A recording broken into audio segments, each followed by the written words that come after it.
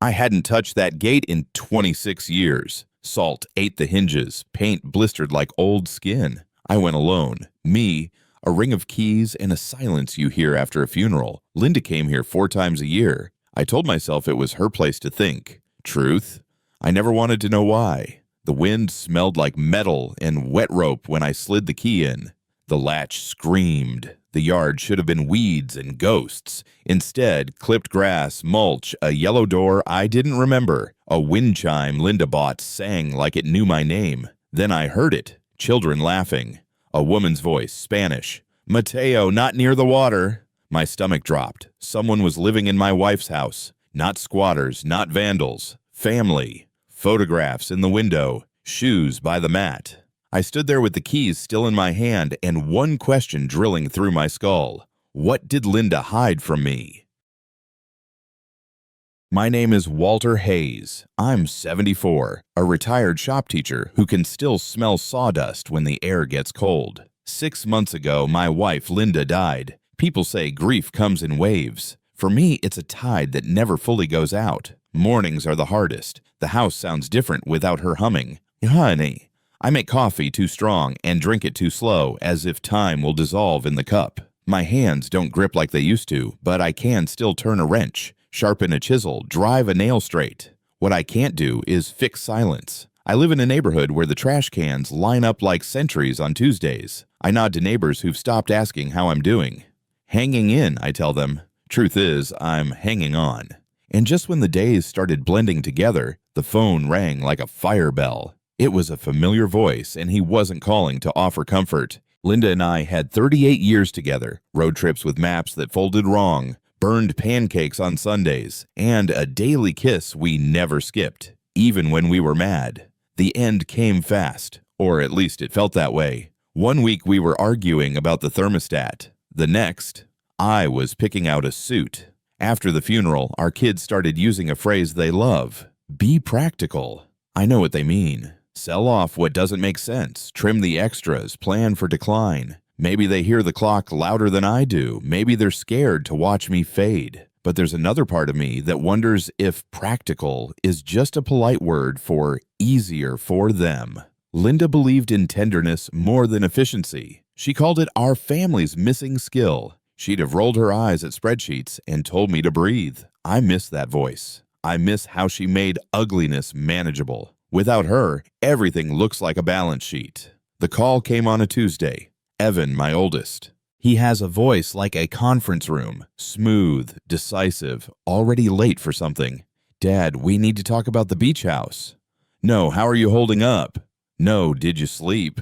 Just numbers and logic waiting at the end of the sentence. I held the phone the way you hold a fragile tool you don't quite trust. He ran through taxes, insurance, maintenance, words that stack up like lumber in a shed you never enter. He said keeping the place was wasteful, that we never go there. He reminded me I'm on a fixed income, as if Social Security were a secret I'd been hiding from myself. I listened, because that's what I used to tell my students. Measure twice, cut once. When he stopped, the house felt even quieter. I told him I'd think about it. He heard a green light. I meant a red one. He didn't notice the difference. And then another voice jumped in. Rachel didn't wait to be introduced. She'd been listening on speaker, like a referee in a family league that never ends. Dad, it's deteriorating. Paint peeling, gate rusting. Sell now before the market dips. My daughter is good with urgency. She can turn any day into a deadline. I pictured her walking through the house, seeing only fixes and invoices. She forgets that a porch isn't just boards and nails. It's the place where Linda rid on warm nights, pretending the ocean was close enough to taste. I told Rachel I'd been meaning to drive down and see it myself. She sighed the way grown children sigh when their parents insist on a little dignity. It's not safe for you to go alone, she said. Let us handle it. There it was again, that soft cage built from good intentions. I thanked her and said we'd talk later. We hung up, but the words stayed, clicking in my head like a turn signal left on too long. After the call, I rinsed Linda's mug, the one with our wedding photo fading around the rim. The handle fits my fingers the way her hand used to fit mine. Perfectly, then not at all. I set it on the counter and watched a drop run down the glaze. Funny, the things that break you aren't big. It's the small leaks. The mug reminded me who we were before life turned into appointments and reminders. In our first apartment, we ate spaghetti on crates and toasted with water because we couldn't afford wine. We promised not to become people who counted everything. Somewhere along the line, we lost track of that promise. My hand shook a little and I steadied the cup with both palms like it might fall. That was the moment I realized the house wasn't the only thing rusting. I was too. I needed to decide whether I was going to let grief run my life, or at least start steering again. By Thursday, the calls came daily, all of them dressed as concern. "We just want what's best, Dad." "You've seemed forgetful." "Assisted living isn't defeat." I heard the subtext: control, permission, signatures. I get it. I taught teenagers long enough to recognize when someone wants authority without saying it out loud. They worry I'll misplace a bill and the lights will go off, that I'll fall in the shower, that I'll sign the wrong line. But what I heard louder was this: "You're not the decision maker anymore." My life shrank to rooms they approved and choices they pre-selected. Would Linda have let it get this far? No. She'd have put a gentle hand on my shoulder and reminded them I'm still me. Without her, I forgot how to say that. I let their sentences define me, until a memory cut through the noise. Linda standing on that beach, telling me the ocean listens. I realized I hadn't been listening to myself at all. Here's the part I never admitted. Linda loved that beach house in a way I didn't understand.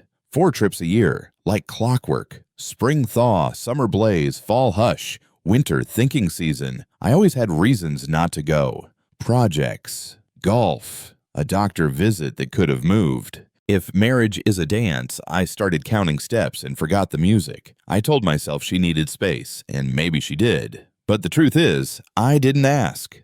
There's a special kind of cowardice in not asking. It preserves comfort and kills intimacy. The house became her private chapter, and I pretended not to notice the pages turning. When the kids called it a money pit, something old in me growled. It wasn't a pit. It was a promise, even if I couldn't name it. I decided if I was going to let it go, I'd look it in the eye first. I owed Linda that. I owed myself that.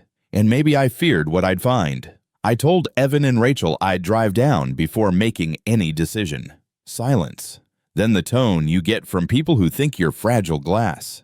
"We'll come with you," Evan offered, already planning logistics. I said no. This was something I needed to do alone. The way you return a tool you borrowed years ago. The night before I left, I sat in Linda's study and opened a photo album.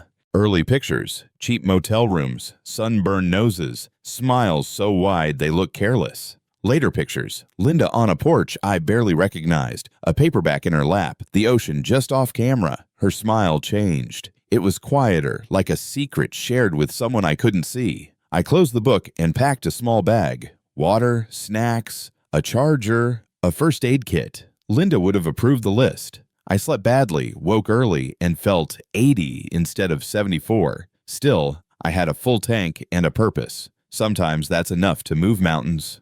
Or men. At breakfast, Rachel tried one more time. "It's a 3-hour drive, Dad. You're not 25. I said, "I've been driving longer than you've been alive." Not a threat, not bravado, just a reminder that time doesn't erase competence. She softened. "Text us when you leave. And when you get there, and every hour in between."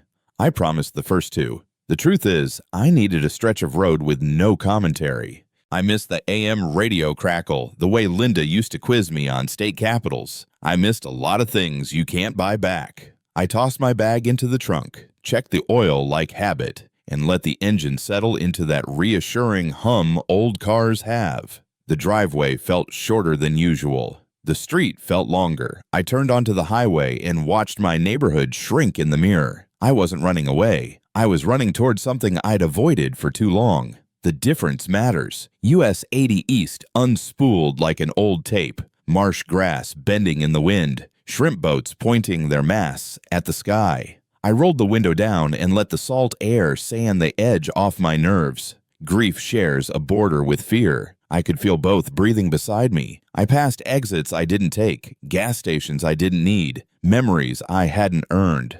Somewhere past the halfway point, the road narrowed and my focus sharpened. The sign for Tybee Island was sun-faded but still proud. I slowed for the bridge, gripping the wheel the way you hold a precious picture, firm, not crushing. In the distance, I recognized a roofline I hadn't seen in decades, like spotting an old friend across a crowded room. My heart did a small, traitorous leap. I pulled onto the private road, palms damp, keys ready, breath shallow. No committee, no witnesses, just me and whatever waited behind that rusted gate. And that was the point. It had to be. US 80 East stretched ahead like a ribbon I used to know by heart. Late sun flashed off the marsh, a bright scatter that made me squint and remember I'd left my good sunglasses in a drawer labeled summer. The road smelled like warm salt and gasoline. Old American summer. I kept the radio low, an AM murmur between stations, the kind of sound Linda used to hum along to even when there were no words.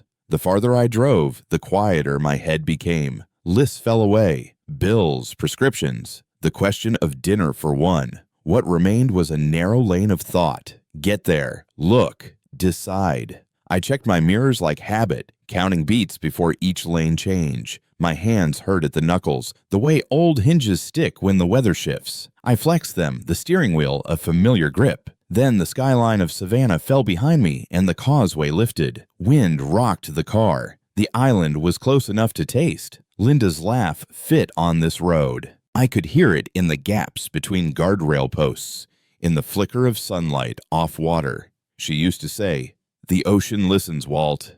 It hears what people can't." Back then, I smiled and changed the subject. Men of my age learned to fix problems, not confess them. I remember one trip years ago when we got lost on a detour and wound up at a bait shop that sold fireworks and boiled peanuts. Linda bought both, set the bag in her lap, and said, "Sometimes the wrong turn is the right story." We ate those peanuts on a parking curb and didn't care who stared. I thought of that now, how easy it once was to be us. I passed a road sign winking with bullet dents and wondered which turns I'd missed by choosing comfort. The bridge ahead arched up. The air changed, cooler, more honest. I rolled the window down and let memory ride shotgun. I pulled into a turnout where the marsh opens like a green quilt and shut the engine off. The sudden quiet had weight. I took a long drink of water and felt the chills slide down tight places in my chest. My right hand cramped, 2 fingers curling from old stubborn arthritis.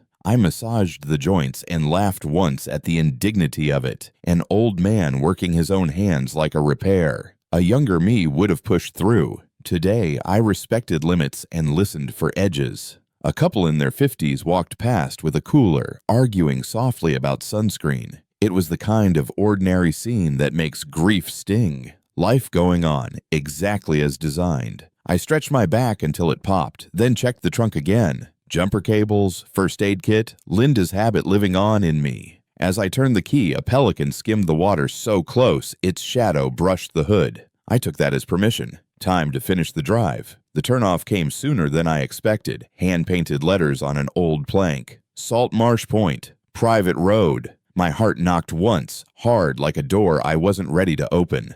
The tires crunched onto shell and gravel. The trees leaned in, taller than memory, their fronds stitching a ceiling over the lane. I slowed to a crawl. Every mailbox felt like a face I almost recognized. I counted the driveways the way we used to count steps to a kiss. Left, right, bend, then the straight. My mind laid the map over the present until the two finally matched. There it was, the narrow cut between palmettos that led to our place. My breath kept forgetting itself. I parked just shy of the gate and turned the engine off. In the silence, the world grew loud. Cicadas, soft surf, a distant screen door. For a moment, I didn't move. I let the feeling crest and pass. Then I reached for the keys we never threw away. Through the leaves, the roofline revealed itself, faded but standing proud. The paint had peeled in long curls, the way sunburn lifts from a nose after a careless day. The front gate wore a coat of honest rust. I took it all in like a craftsman checking an old project. Porch posts straight, stairs settled but true, railings needing love. The place looked tired, not ruined, like a good tool that hadn't seen hands in a while. I remembered Linda sitting on that porch years ago, a paperback tucked under her knee, the air so thick with heat. The lemonade sweated before we did. I swallowed against a throat that felt too small and told myself I was here for facts, not ghosts. Still, the ghosts had better manners than my kids. They waited their turn. I stepped onto the path, shells crunching, and felt a tug below my ribs, part dread, part homecoming. I wrapped my fingers around the gate's cool iron and pulled. The hinge screamed, a long, high scrape that reached straight down the spine of my memory. If sound could summon scenes, that one did. Summer storms, Linda's dress snapping on the line. The day we argued until the rain started and then didn't remember why. I eased the gate wider, inch by inch, not wanting to force anything that still had fight left in it. On the other side, the air felt different, saltier and somehow more awake. I stepped through and let the gate settle behind me with a clank that sounded final. For a beat, I just stood there, letting my eyes adjust to what waited. I'd pictured weeds knee-high, boards curling, a porch sagging like a frown. I'd braced for the ache of neglect.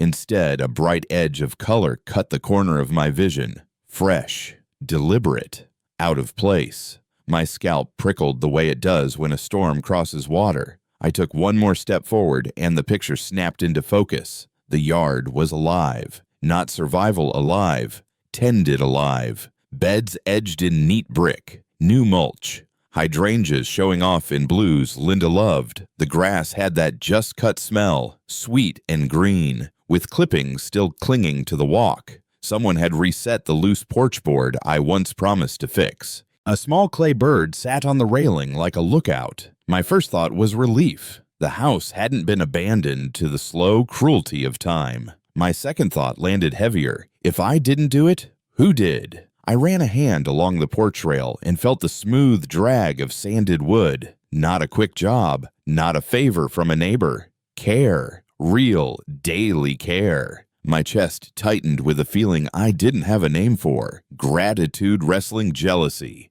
Linda would have smiled at this garden. She would have said, "See, someone listened." I stepped closer to the door and saw something that stopped me cold. A wind chime I'd argued against buying, tinkling our old argument into song. The chime sang a tune I knew too well. The one Linda said calmed her even when I rolled my eyes at the price. It sounded like rain on a tin roof and a polite goodbye wrapped together. I didn't realize my hands had lifted until I felt the cool beads brush my fingers. Then, laughter. Small, bright, undeniable. The kind of laughter that doesn't apologize for taking up space. A second later, a woman's voice carried from the side yard, clear and warm. "Mateo, careful. Not so close to the water, mi amor." My name isn't Mateo, but my heart still skipped. There are phrases that turn a house back into a home, and a mother's warning is one of them. I didn't see them yet. I only felt their presence the way you feel heat from a room you haven't entered. I thought of our kids at that age, knees green from grass, Linda turning worries into jokes. I knocked once, lightly, and the sound felt like asking permission. The steps remembered me. They didn't groan, just answered under my weight, like an old friend shifting to make room. Up close, the door was sun yellow, the exact shade of Linda's favorite cardigan. Fresh paint, a clean brass knob that caught the light. 2 pots of herbs flanked the threshold, basil and mint, alive and generous. I could have stood there smelling summer if not for the tremor moving through my chest. A small engine I couldn't shut off. I raised my hand, knocked again. 3 times, knuckles to wood, a rhythm I'd used all my life without thinking. Inside, I heard the quick hush of footsteps and a chair sliding back. A shadow crossed the sidelight. The lock clicked, then another. Then the soft inward sigh of weather stripping giving way. The door opened halfway, cautious, and a woman in a blue dress framed the gap. She had careful eyes, the kind that measure before they judge. Behind her, I saw color, photos, life. She looked at me, startled. "Senor Hayes?" she asked, my last name carrying a shape that made it sound kinder. Her voice held shock and something like relief, as if a roomer had just walked up and asked to come in. For a moment, I was too busy recognizing the room behind her to answer. Our old sofa, Linda's lamp with the shell base, and then new things. Children's drawings on the fridge, a basket of yarn by the chair, shoes lined by size near the mat. Whoever these people were, they didn't steal space. They filled it the way families do, from the floor up. I found my voice. "Yes," I said. "I'm Walter." The woman pressed a dish towel to her chest like a break on her own heart.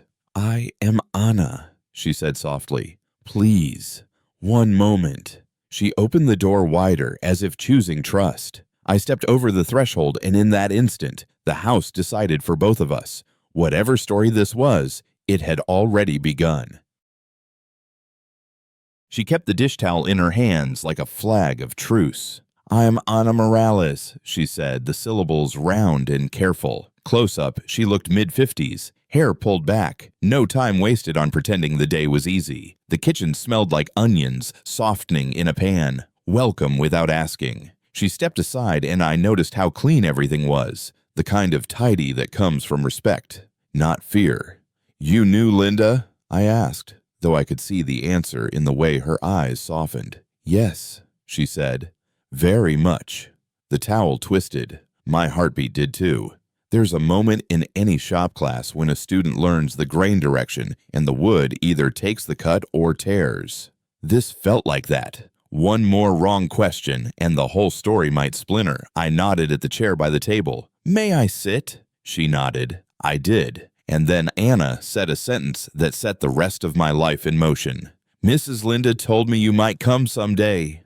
The way she said Mrs. made it sound like respect and affection had formed a partnership. I felt heat climb my neck.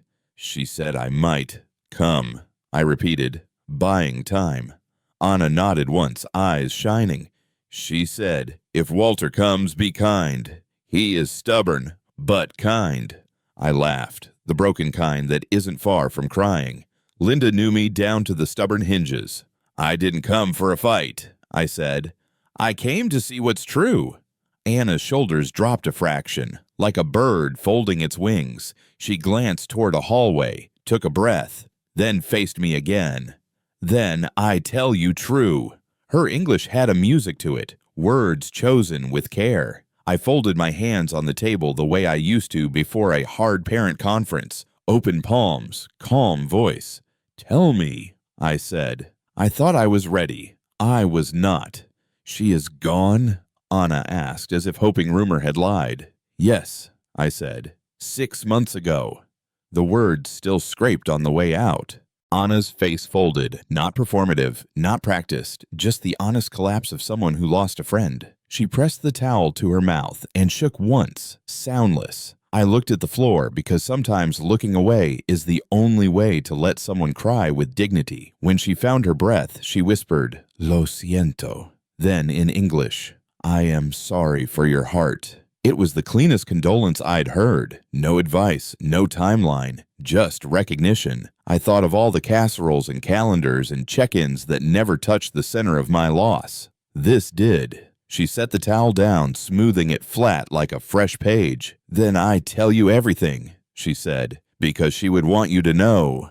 I braced myself the way you do before a strong wind and nodded for her to continue. Anna poured coffee I didn't need, but gratefully held. The room carried two histories at once, ours and theirs. On the mantel, Linda's seashell lamp glowed beside new frames, prom photos, a boy in a soccer jersey, a Sunday dress caught mid-twirl. Family, layered.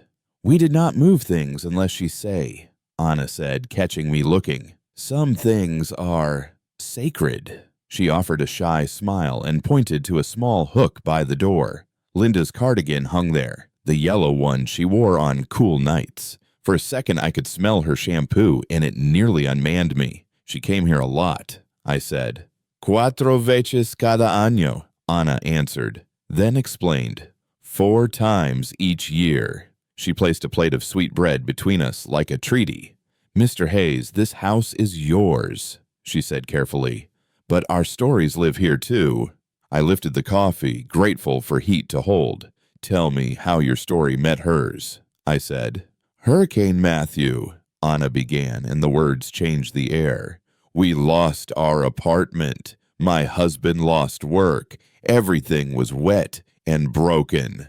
I remembered the news footage, boats thrown into streets, families on rooftops. We slept at the shelter, she said. My children were little. They were cold. She glanced at a photo of a much younger boy with missing front teeth. Your wife came with blankets and food. She looked at me, not around me. She asked my name, and then she asked my children's names, one by one. It sounded like a small miracle, but small miracles are the only ones that last. She said, "Come, there is a place with beds and a kitchen. You will stay while you find your feet." I pictured Linda, decisive when kindness called for it. "How long did you stay?" I asked, already sensing the cliff edge ahead. Anna's gaze did not flinch. "We are still staying," she said. The room went very, very quiet. 15 years is a long time to measure in heartbeats.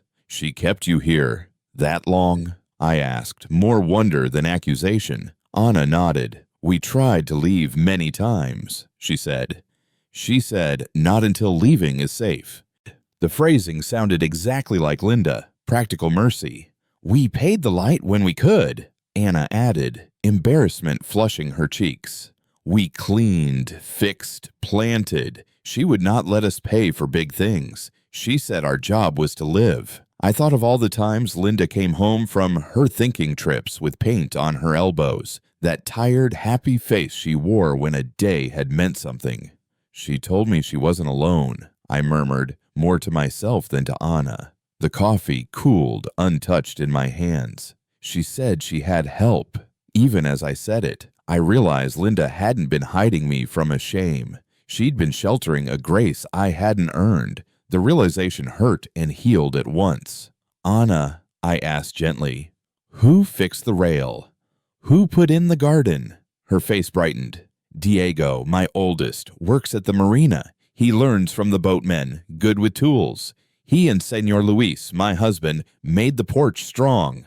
I learned numbers from Mrs. Linda. She is patient. She says, 'Numbers tell a story. Don't be afraid to read it.' She helped me start a cleaning business, small but honest." She pointed to a corkboard by the pantry, handwritten invoices, a calendar, a few thank you notes. Linda's careful printing labeled a folder. "Receipts. House." My throat tightened. "She paid bills from an account," Anna said, reaching for the right English.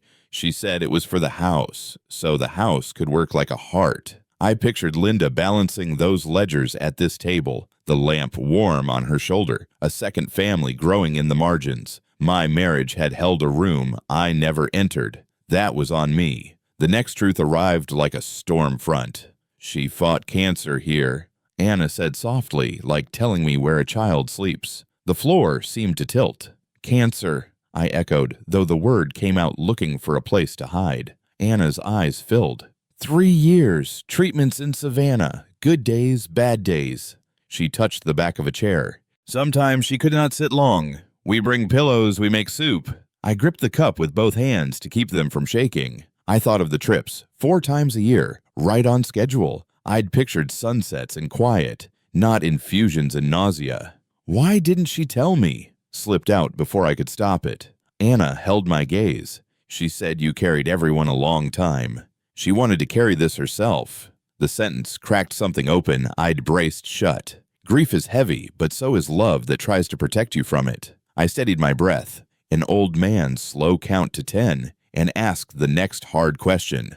"Savannah?" I asked. Anna nodded. "Memorial Health. Dr. Patel. Every 3 months. Tests. Medicine." The pattern fell into place like boards finally aligning under a level. "She stay here after," Anna said. "We make a quiet room." Camilla read to her. Mateo learned to boil rice the way she likes. The details landed like nails finding studs. Solid. Undeniable. "She did not want to worry you," Anna added. She said, "Walter deserves light days. I will give him that." I thought of those light days, me in the garden, me on the porch, me chasing small errands while Linda fought a war in another zip code. Shame rose, quick and mean. Then another thought calmed it. She chose this. Not to shut me out, but to keep something gentle alive between us. I closed my eyes and pictured her smile, the private one I'd seen in later photos. When I looked up, Anna's face had softened into invitation. "There is more you should see," she said. She led me down the hallway I barely remembered, past a mirror that caught an older man I recognized and didn't. At the end, a room opened like a held breath. Lavender walls, ocean light, a desk angled toward morning. On the nightstand, 2 photographs, our honeymoon, and 3 Morales kids building a sandcastle. Family, past and present, sharing a frame without argument. Anna set a wooden box on the desk. I knew the grain. I'd made it 30 years ago, dovetails cut on a rainy Saturday. "She kept letters here," Anna said. "For you." My knees went loose. I sat. The box clicked open on little brass hinges, and the smell of paper and time rose up. Envelopes dated in Linda's tidy hand. The top one began, "My dearest Walter." I didn't read yet. I just placed my palm over the stack and felt the warmth my hand could offer. Behind me, Anna stepped back, giving me privacy the way a friend stands guard. "Take your time," she said. The truth had waited this long. It could wait one breath more. Anna placed the wooden box on the desk as if returning a living thing to its nest. I knew that grain. Quarter sawn oak with a soft sheen. I'd planed those surfaces on a rainy Saturday, cursing a dull blade, then sanding until the wood felt like skin. "She kept letters here," Anna said. I didn't reach for the lid right away. My hands hovered, remembering the weight of tools, the way a project holds your attention until it finally becomes itself. The box clicked open and I saw the careful stacks. Envelopes dated in Linda's neat print. A steady hand even through storms. It felt like I'd stumbled into a private chapel. I lifted the first letter and ran a thumb along the fold, afraid of tearing what had already survived me. The page trembled, or maybe it was just my grip. I took a breath, the way a man braces before a difficult cut. Then I began to read, and the room narrowed to ink and truth. "My dearest Walter, the cancer is back." The sentence arrived like a hammer that missed the nail and found my thumb. I could see her writing it. Lamplight, cardigan sleeves pushed to her elbows, jaw set against fear. She laid out the facts with the kindness of a woman who refuses to let fear be bossy. Tests, timelines, a doctor named Patel who believed in data and hope in equal measure. Then she shifted to us. How I'd given her years of ordinary blessing. Bad jokes, sturdy chairs, a garden that refused to mind my mistakes. "I want you to have light days," she wrote, "days that don't bend around my pain." She wanted to carry it herself. I felt both honored and robbed. There are wounds that argue with each other in your chest. This was one. I set the letter down and in the silence heard the ocean's low breath through the window as if it were counting for me. 1, 2, read on. The next paragraph turned a softer key. "You've spent a lifetime taking care of other people," she wrote. "Let me take care of this." She described chemo days in simple language, not to spare me the truth, but to spare me the helplessness. "I don't want to watch your face drown while you're still breathing," she said. "I want to give you the gift you gave me, peace where I can make it." I could see her logic, clean and stubborn as a plumb line. She wasn't shutting me out to hurt me. She was building a shelter in the only weather she could control. The sentence that finished me was small. "I love you when you fix things, but I also love you when you can't." I'd spent decades proving my usefulness. She was asking me to be loved without it. The old teacher in me wanted instructions. The man in me knew there weren't any. I turned the page and history bent. Grief doesn't knock. It turns the knob and walks in. I wept, noisy, unhandsome, old man crying that shakes your shoulders and leaves you breathless. I thought about the years I rounded myself off to comfort. Sunday golf, evening TV, saying I'm fine like a password. Meanwhile, Linda was writing the brave sentences I wouldn't let myself imagine. I felt shame rise hot and swift, but it was met by something steadier. Her voice on the page, refusing to let self-punishment have the last word. "You were my safe place," she wrote, "even when I needed a different room for my fear." The distinction landed. Safety can be steady without being present for every moment. I wiped my face on my sleeve and laughed once at the indignity of it, then folded the letter back into its envelope. The box held more. I could feel their weight like a promise. I reached for the next one, and a new door in my chest unlatched. "I've found a family that reminds me of who I was," the second letter began, and the air brightened. She told me about Anna's steady kindness, about Luis building a porch rail that didn't creak, about Diego learning the difference between level and plumb, about Camila's fierce opinions, and Mateo's hilarious questions. "They needed a place," she wrote, "and I needed a purpose that wasn't a diagnosis." She described planting hydrangeas and teaching Anna to keep books by story, not just by numbers. "When I'm with them, I'm not sick," she said. "I'm useful. I'm myself." It wasn't a rejection of us. It was an expansion forged by crisis and grace. I pictured her laughing at that table, the cardigan hanging by the door, the wind chime busy with conversations I hadn't known she was having. A sentence near the end glowed. "Home is where I am fully seen." I wanted to argue. Instead, I listened. The truth had better posture than my pride. She wrote about the children the way grandparents do when they forget which stories they've already told. Diego's first paycheck and the grease under his nails. Camila's college essay about belonging. Mateo's soccer goal and the way he pretended not to care about praise. "They remind me of us before the lists," she said. "Before we started trading confessions for schedules." My chest stung at that, because it was accurate. There's a season in marriage when efficiency masquerades as love. Linda had chosen to add back messier ingredients: noise, need, celebration without a reason. "They call me Mrs. Linda and sometimes Tia," she wrote. "I didn't know I needed a new name." I could hear the happiness between the lines, the ordinary kind that fixes nothing and heals everything. I realized she hadn't gone to the beach house to leave me. She'd gone there to find a piece of herself and bring it back to us, if I could bear it. I kept reading. There it was. My fear put plain. "I thought about bringing you," she wrote, "but I worried my freedom would feel like a betrayal to you." She wasn't blaming me. She was naming a tension I'd taught her by accident. I loved order. She loved what order could hold. "You prefer familiar rooms," she said, "and I needed a new window." The gentleness undid me. She asked me, without asking, to imagine a love that isn't afraid of separate spaces. "If you come here and it feels like a foreign country," she wrote, "remember, it's still our map. I just colored in a coastline you never visited." I set the page down and stared at the door, yellow and sunlit, the door I hadn't touched in years. She had not replaced me. She had recovered herself. The difference changes everything. I turned to the final envelope and felt the weight of it in my palm, heavier, as if paper could know last words. The last letter was dated a month before she died. The handwriting wobbled and fought to stay neat.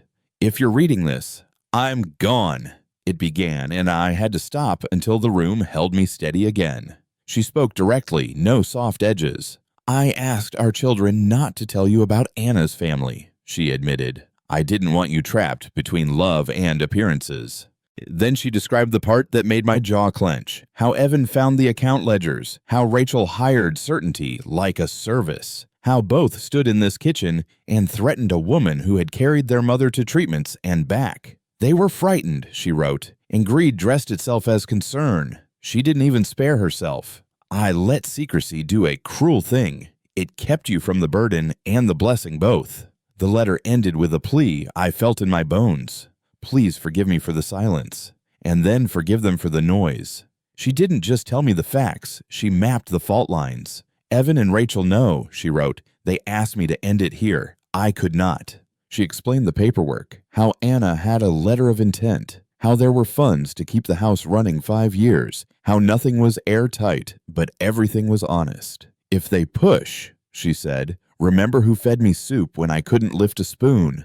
She named the kindnesses that don't fit on spreadsheets: rides at dawn, groceries on days when the world smelled wrong, a half-asleep teenager reading Mary Oliver because my nausea required birds and mercy. Each detail was a nail that held the frame plumb. Fury rose in me, but so did a steadier thing, the urge to build, not break. The letter closed with a single line underlined twice. "Do not let our children's fear rewrite our story." I folded the page back into its envelope as if returning a heartbeat to a chest. The final paragraph felt like a benediction and a dare. Choose love, Walter, not blood. Choose the family that chose us. I read it twice, then heard the echo in my own voice. The older I get, the more I understand that love is a series of decisions made when no one is clapping. I looked around the room, lavender walls, ocean light, the desk angled to the morning, and realized Linda had set a table and left me one seat still empty. This wasn't about charity. It was about inheritance, the kind you measure in evenings and names learned by heart. I closed the box and placed my palm flat on the lid like swearing in on a book that mattered. When I turned, Anna stood in the doorway, eyes asking a question she didn't voice. I heard her, I said. I hear her now. The decision didn't feel dramatic. It felt level, true. Somewhere outside, the chime started up, and for the first time, I didn't argue with the song. They came into focus one by one like photographs developing in a tray. Diego first. Broad-shouldered, hands nicked from honest work, eyes steady the way a dock line holds. He called me Mr. Hayes until I asked for Walter, and even then he tucked respect into my name. Camilla hovered at the edge of the table with a college brochure half hidden, trying not to seem hopeful. Mateo slid in sideways, a tangle of elbows and curiosity, pretending not to study me while studying me. I recognized the choreography. Kids that age circle trust before they land. What struck me wasn't performance, but attention. They listened the way people do when listening has been survival, heads tilted, interruptions swallowed. I said grace out of habit, short, clumsy, and when I ended, all three murmured amen, like it was a link in a chain we all held. In their faces, I saw the shape of a chance, not to replace what I'd lost, but to honor who I'd loved. Dinner was simple and perfect. Rice, beans, grilled chicken, lime cut in quarters, the kind of meal that looks you in the eye and says, "You're welcome." Anna passed plates with the quiet mastery of a host whose learned generosity is a muscle. Conversation warmed in small steps. Diego asked about woodworking, and I heard myself explaining dovetails and patience like a man remembering his own hands. Camila showed me a scholarship essay draft. Home is the sound of someone saving you a seat. And I underlined a sentence that deserved better paper. Mateo asked if I ever fixed a boat. "They're just stubborn furniture," I said, and he laughed like he might forgive me for being old. We didn't talk about legal papers or choices waiting in the morning. We just ate, told small stories, and let Linda sit between us in the silence. When the wind chimes sang, nobody apologized for the lump in their throat. We let the song finish. Then we did too. After dishes, Camilla brought out a shoebox of photos, Linda squeezing dough with Anna, a porch rail in progress, a birthday cake with too many candles on purpose. In each picture, there she was, present, unhurried, bright around the edges. I'd seen that light before, earlier in our life when the world felt possible just because we said so. It startled me to recognize it here, not as a betrayal, but as a continuation. "She told us about your bookshelf," Diego said, pointing to a frame. Linda posing with a tall maple case. My proudest weekend. I felt the old pride stand up in me and stretch. "She loved your steady," Anna added. "She said it kept the floor from moving." That line loosened something behind my ribs. I realized grief had been narrating my life in past tense. These faces asked me to try the present. When I headed to the guest room, Mateo slipped me a dog-eared mystery novel. "Night reading," he said. "It helps." He was right. I woke to light like a clean sheet and a phone that looked guilty. 17 missed calls, a bouquet of worry and control. 8 from Evan, 6 from Rachel, 3 from numbers with last names I recognized and tolerances I didn't. The texts marched in escalating tones. "Are you safe? Answer now." "We're coming." I set the phone face down and poured coffee into Linda's seashell mug because I needed a kindness I could hold. Anna watched me from the stove, reading my face like weather. "Your children?" she asked. I nodded. "They will arrive," she said, not a question. "Yes." I tasted the word and felt a familiar tightening around the edges. A lifetime of keeping the peace by surrendering the center. Out the window, the marsh eased itself into the day. I won't ask you to leave, I told her, surprising myself with how certain it sounded. Anna nodded once, relief quiet and enormous. The chime stirred in a breeze only the house could feel. Before the tires hit the driveway, I needed facts that held. Catherine Whitaker's card sat under a paperweight by Linda's desk, exactly where people who plan for storms leave maps. I stepped onto the porch and called. She answered on the second ring, voice warm with familiarity and a patience lawyers aren't famous for. "Walter, I was hoping you'd reach out," she said, and the words unclenched something in my jaw. We met in town, Victorian office, neat stacks, the hum of an old building doing its best. She knew Linda's file like a hymn. "Your wife came to me 3 years ago," Catherine began. "She wanted Mercy to have teeth." She slid a folder across the desk thick enough to stop a door. Trust documents, account statements, letters of intent with Linda's tidy pen insisting on dignity. "Whatever pressure you're feeling," Catherine said, "you're not empty-handed." For the first time in months, I felt like a man with choices, not a problem to be solved. Catherine laid it out with the clarity of someone who respects grown-ups. Linda set up a trust. She pictured 3 paths. Her finger tapped each tab. 1. Sell the house. Provide 6 months' notice and meaningful relocation help.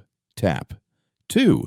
Retain ownership and execute a long-term lease with the Morales family. Legal tenants. Full protections. Tap. 3. Transfer ownership to Anna outright, funded by a dedicated account Linda built to float taxes and maintenance for a decade. She paused to let the air catch up. None of this is a trick. She designed it so your heart could choose without your head falling apart. I ran a hand over the folder's edge and felt the paper bite, the way certainty sometimes does. "What about Evan and Rachel?" I asked. "They can be disappointed," Catherine said gently. "They can't be in charge." The sentence felt like a lighthouse. I stood, lighter by a weight that had finally been set down where it belonged, on paper, not on my chest. We went line by line the way I used to teach students to read a cut list. Measure twice, ask dumb questions proudly, don't skip the boring parts. Option 1 tasted like surrender dressed in manners. Option 2 offered safety but kept the power in the wrong drawer. Option 3, give the house to Anna, felt like the truth Linda had been braiding for years. Catherine didn't sell. She witnessed.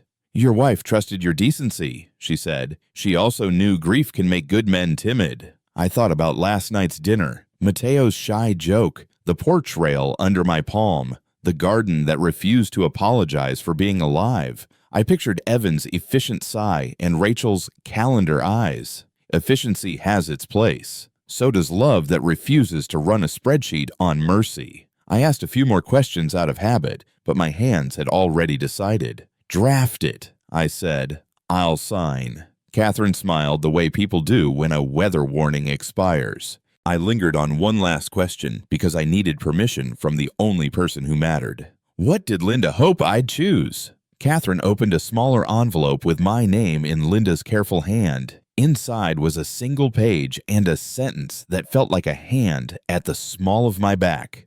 "If he comes all the way here, he'll know what to do." No threat, no command, trust. Pure and ordinary as water. I laughed because crying again would have wrung me out. "She always did think I could read a room," I said. Catherine nodded toward the window, where the live oaks held still like elders listening. "Then read this one," she said. The pen felt heavier than it looked, like all good tools. I tested the nib on a scratch pad the way I test a chisel on scrap. Smooth. Ready. I squared the pages in front of me until the corners aligned. Some decisions want ceremony. This one asked for a steady hand. Catherine slid the transfer documents across, and the room seemed to lean toward the signature line. I signed where she marked. Initials here, full name there. Deliberate, legible, no hurry.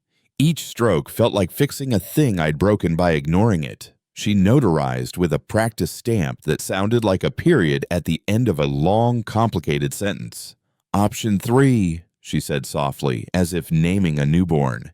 Because she said you needed a purpose. I let the word settle. Purpose isn't a grand speech. It's a table to set, a chair to repair, a teenager to pick up from practice, a door to lock at night because someone else is finally sleeping under your roof. Catherine gathered the papers, squared them, and handed me a copy that carried relief like a scent. "Go home," she said. "Let the house tell your children what you decided." I thanked her, stepped into the bright day, and felt taller by exactly one promise. I drove back with this kind of calm you recognize because you've been living without it. When the gate came into view, I didn't hear rust anymore. I heard a welcome. Evan's SUV and Rachel's hybrid sat side by side like arguments saving their breath. Inside, voices paused when I opened the door. I didn't give a speech. I handed Anna the folder. "It's done," I said. "This house is yours." For a full heartbeat, the room forgot how to move. Then Camilla covered her mouth. Diego reached for a chair because standing was suddenly complicated, and Mateo whispered, "For real, for real," I said, and the chime outside agreed. Evan started to speak, something about assets, and then stopped when he caught Anna's face. Rachel's eyes filled the way a dam does when it knows the river will win. "Mom planned this," I added. I honored it. The air changed, lighter, not easier. Revenge didn't throw a punch. It set a table. "Stay for lunch," I told my children. "Learn our new story." When I turned into the drive, I knew my children had arrived by the way the air tightened. Evan's SUV sat square to the house like a complaint with headlights. Rachel's car tucked beside it, hazard lights blinking even though there was no hazard, just habit. Inside, they stood in the kitchen. Mouse boys. Arms folded, back straight, faces arranged for the kind of conversation that leaves no survivors. For a second, I saw them as toddlers again. Evan with jam on his face, insisting he hadn't touched the jar. Rachel holding a broken ornament behind her back. Time is funny like that. It stacks versions of people until you forget which layer you're talking to. Anna hovered by the stove, still as a lighthouse. Diego leaned on the doorframe, ready to help or leave, whichever would cause less harm. I set my keys down on the counter like a gavel. "Good," I said. "You're here. Let's do this in daylight." No one exhaled. That would come later. Evan moved first, his voice pitched to win rooms. "Dad, these people are stealing from you." The word landed like a slap. I watched Anna's jaw tighten and Mateo's shoulders jump. "Not people," Evan continued. "Tenants. At best." Rachel's eyes flashed apology I couldn't afford to accept. I've spent a lifetime de-escalating teenagers who confuse volume with truth. The trick is to lower your own tone until they have to come down to hear you. "Son," I said quietly, "you're in my home, not a hearing." He started to argue, but I held up a hand. The same hand that taught him to tie a tie, to throw a ball, to measure once more than he wanted. "If you accuse anyone else in this house," I said, "you'll do it over lunch like a civilized adult." The room went still, the way water stills before a fish breaks the surface. Evan swallowed, recalibrating. Lines were being redrawn, and not in his favor. I pulled out the chair I've always used, the one with the wobble only I can find, and sat. "Sit," I said, and to my surprise, they did. Anna plated rice and beans and grilled chicken with the calm of a nurse who has seen worse. The table filled with ordinary kindness, lime wedges, folded napkins, a pitcher sweating in rings. I invited Evan to say grace. He declined. I kept it simple. "For food and hands that made it, thank you." We ate. Chewing changes tempers. It requires humility and oxygen.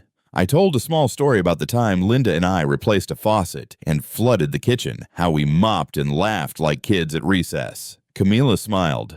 Rachel tried not to. Evan's fork slowed. The house shifted a half-inch toward human. I remembered something my father once said. "You can't shout while you're passing the salt." I slid the shaker toward Evan. He took it. A truce, at least for a bite. Anna placed a plate in front of Rachel, then quietly set down another topped with a slice of tres leches. "For later," she said. Camila pulled out her phone, hesitated, and turned the screen toward Rachel. Graduation photos. Cap crooked, eyes bright, a smile that belonged to someone loved well. Mrs. Linda made me this bracelet, she said, touching a braid of thread at her wrist. She said it's for courage when the world is loud. I watched my daughter's face try on expressions, skepticism, curiosity, something that looked dangerously like empathy. She taught me how to bake this, Anna added, tapping the dessert. Said sweetness is a skill. Mateo told a quick story about learning to tape a shin guard and burning the rice the same night. The laughter that followed wasn't generous. It was genuine. We were sharing a table, not a battlefield. In that softening, possibility slipped in small but real. Rachel leaned closer to the photos. She looks happy, she whispered. She was, I said. Conversations find their own current. Mateo asked Evan what he did for work, and my son finally talked about something he truly understands. Deals, permits, projects. He explained zoning like a man used to whiteboards. Mateo listened, respectful, then asked a question that deflated the room in the best way. So, do buildings feel different when people love what's inside? Evan blinked. They do, he said, quietly surprised by his own answer. Diego chimed in with a story about reinforcing a dock before a storm. How you build for weight you can't see yet. I saw Evan track the analogy. I saw him glance at the porch rail his mother adored. Money didn't leave the conversation so much as lose interest in it. The chime outside spoke up, uninvited and right on time. We sat with the sound. No one called it silly. Sometimes grown-ups need permission to act like family. The room, which had started as courtroom, began to remember it was a home. I could have waited until dessert. I didn't. I pulled the folder from my bag and laid it on the table like a blueprint you're proud to show. This house is theirs now, I said. Simple. Present tense. Before the outrage could gather, I added, your mother planned it. I finished it. Evan's mouth opened and closed. Rachel's hand went to her throat, then to the table as if she needed to touch wood to steady herself. Dad, you can't, Evan began. I did, I said. Legally, cleanly, kindly.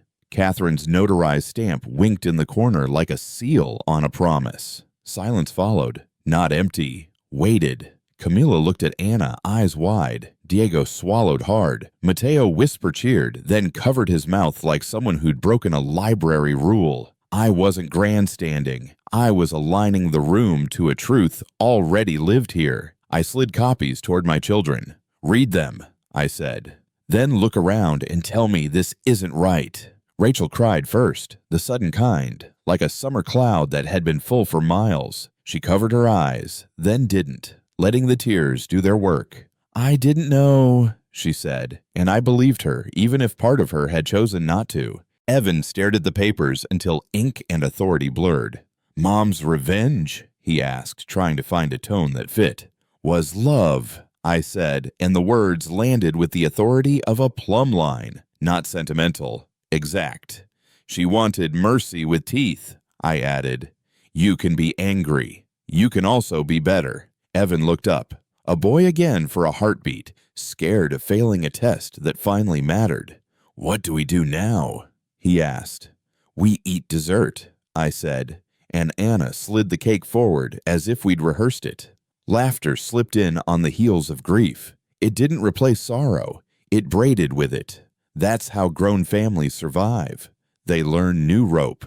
When the dishes were done and the copies tucked into folders, we walked to the porch. The sky held that late afternoon gold that forgives more than it judges. Evan hugged Anna. Awkward, brief, necessary. Rachel squeezed Camila's hand and promised to send scholarship links. Small vows, but sturdy. Out by the cars, my children hesitated like travelers, realizing they'd been given a better map.